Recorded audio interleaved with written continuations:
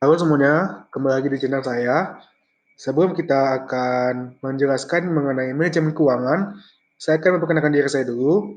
Perkenalkan, nama saya Andi Setiawan, dan saya berasal dari Politeknik Kaltara Riau, tepatnya generasi 18, Sistem Informasi. Baiklah, di sini akan saya menjelaskan beberapa poin mengenai manajemen keuangan. Yang pertama yaitu mengenai pengertian. Keuangan dalam sebuah perusahaan menjadi fondasi yang kuat untuk terbangunnya sebuah perusahaan. Keuangan juga bersifat sangat riskan. Jika tidak dikelola dengan baik, akan menjadi amburadul dan tentunya akan menghentikan jalannya sebuah perusahaan. Dalam sebuah perusahaan dibutuhkan bidang sendiri yang mengurus bagian keuangan atau bisa juga disebut dengan manajemen waktu, manajemen keuangan. Baiklah, di sini saya akan menjelaskan mengenai pengertiannya. Manajemen keuangan adalah kegiatan perencanaan, pengelolaan, penyimpanan, serta pengendalian dana dan aset yang dimiliki suatu perusahaan. Pengelolaan keuangan harus direncanakan dengan matang agar tidak timbul masalah di kemudian hari. Kemudian kita akan membahas mengenai tujuan manajemen keuangan. Di sini manajemen keuangan ini harus memiliki tujuan yang jelas. Saya akan merangkum ada beberapa tujuan manajemen keuangan, yaitu yang pertama adalah menjaga arus kas. Dalam sebuah perusahaan, keluar masuknya uang kas harus dipantau terus agar tidak terjadi pengeluaran yang membengkak. Akibatnya bisa menyebabkan kerugian perusahaan dan uang kas biasanya dikeluarkan untuk membeli bahan baku, menggaji karyawan, dan pengeluaran yang lain. Yang kedua yaitu memaksimalkan keuangan perusahaan. Tugas manajemen keuangan bukan hanya mengawasi keuangan, tetapi juga melihat aktivitas anggaran dana yang tidak menguntungkan bagi perusahaan yang dapat dihilangkan dan diganti dengan aktivitas yang lebih menguntungkan perusahaan. Kemudian, yang ketiga ada mempersiapkan struktur modal. Manajemen keuangan dalam merencanakan struktur modal harus bisa menyeimbangkan anggaran yang dimiliki dengan dana yang dipinjam perusahaan. Kemudian, yang keempat adalah memaksimalkan keuntungan. Perencanaan keuangan yang tepat akan mampu memaksimalkan keuntungan yang didapat dalam waktu jangka panjang. Kemudian yang kelima adalah meningkatkan efisiensi. Dengan menganggarkan dana yang tepat pada semua aspek, maka efisiensi dana perusahaan akan terus meningkat. Dan yang terakhir atau yang keenam adalah mengurangi risiko personal. Keputusan yang tepat yang dilakukan manajemen keuangan akan berpengaruh terhadap risiko bisnis yang tidak pasti di setiap waktu. Kemudian, selanjutnya kita akan meraih ke fungsi manajemen keuangan. Di sini saya telah merangkum ada beberapa fungsi yaitu planning, budgeting, controlling, auditing, dan reporting. Baiklah, selain tujuan manajemen keuangan di atas, manajemen keuangan juga mempunyai fungsi yang jelas. Jangan sampai manajemen keuangan tidak mempunyai fungsi apa-apa dan hanya berdiri sendiri saja. Ada beberapa fungsi manajemen keuangan yang seperti saya jelaskan tadi. Yang pertama planning, yaitu adalah merencanakan keuangan dalam sebuah perusahaan sangatlah penting. Perencanaan keuangan meliputi mengatur uang kas, mengatur rugi laba, dan merencanakan arus kas. Kemudian yang kedua adalah budgeting. Budgeting merupakan kegiatan mengalokasikan dana untuk semua keperluan perusahaan. Alokasi ini harus dilakukan seminimal mungkin dan memaksimalkan anggaran yang ada. Kemudian, yang ketiga adalah controlling. Controlling adalah melakukan pengontrolan atau evaluasi terhadap keuangan yang sedang berjalan. Evaluasi dilakukan untuk memperbaiki sistem keuangan perusahaan agar perusahaan dapat bertahan.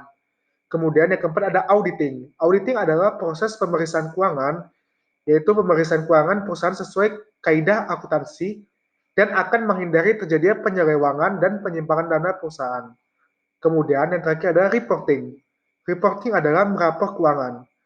Melaporkan keuangan perusahaan harus dilaksanakan secara terbuka dan transparan di semua kalangan perusahaan. Laporan ini berguna untuk memberikan informasi keadaan keuangan perusahaan. Selanjutnya, kita akan membicarakan mengenai prinsip manajemen keuangan. Terdapat juga beberapa prinsip manajer keuangan yang harus diterapkan di setiap perusahaan. Yang pertama, ada akuntabilitas. Akuntabilitas adalah kewajiban moral dan hukum yang terdapat dalam sebuah perusahaan, sehingga dapat diketahui dari mana dana diperoleh, dana dipakai untuk apa saja, serta bagaimana perusahaan memakai dana tersebut. Semua pihak dan aspek di perusahaan harus tahu bagaimana dana dan wewenang itu digunakan. Kemudian kedua adalah konsistensi. Semua keuangan perusahaan harus dilakukan secara konsisten, bukan berarti perusahaan tidak boleh mengganti sistem yang sudah berjalan. Tetapi, dengan adanya pergantian tersebut, menandakan adanya penggunaan dana yang tidak stabil. Kemudian yang ketiga adalah kelangsungan hidup. Manajemen keuangan harus bisa merencanakan keuangan agar perusahaan bisa terus berjalan dan hidup. Manajer keuangan juga harus mempunyai strategi keuangan yang tepat. Kemudian yang keempat adalah transparansi. Perusahaan harus transparan dan terbuka terhadap keuangan perusahaan. Perusahaan harus menyediakan informasi tentang aktivitasnya dengan orang yang berkepentingan. Keuangan yang akurat, lengkap, dan rapi dapat diakses dengan mudah oleh setiap manajer yang berkepentingan. Kemudian yang kelima ada standar akuntansi. Sistem akuntansi yang berlaku di setiap perusahaan harusnya sama, yang berarti semua akuntan di seluruh dunia dapat paham dan mengerti tentang sistem akuntansi yang sama. Dan yang terakhir adalah integritas. Laporan dan catatan keuangan harus dijaga integritasnya dengan baik. Laporan keuangan harus dibuat selengkap dan seakurat mungkin. Kemudian di sini saya akan menjelaskan mengenai tips mengelola manajemen keuangan. Setelah Anda tahu tentang fungsi, tujuan, dan prinsip manajemen keuangan, kita juga harus tahu bagaimana tips pengelolaan keuangan yang ampuh. Berikut ada beberapa tips pengelolaan keuangan yang tepat berguna. Yang pertama yaitu membuat laporan keuangan. Laporan keuangan dibuat dengan tujuan mengetahui keluar masuknya uang dan dapat mengetahui untung dan rugi usaha yang sedang berjalan. Kemudian yang kedua yaitu buat catatan proyeksi akhir kas. Dengan ada catatan proyeksi akhir kas, perusahaan bisa mengetahui kapan harus mengeluarkan dana serta kapan waktunya menerima dana. Catatan ini juga berfungsi untuk mencari upaya sebelum terjadi kerugian pada keuangan perusahaan. Kemudian yang ketiga adalah lakukan cek stok barang. Mengecek stok barang secara berkala akan meminimalisir manipulasi. Sering terjadi stok barang yang sudah terjual ditulis belum terjual. Jadinya, dana yang harus masih ada harus menghilang tanpa tujuan yang jelas.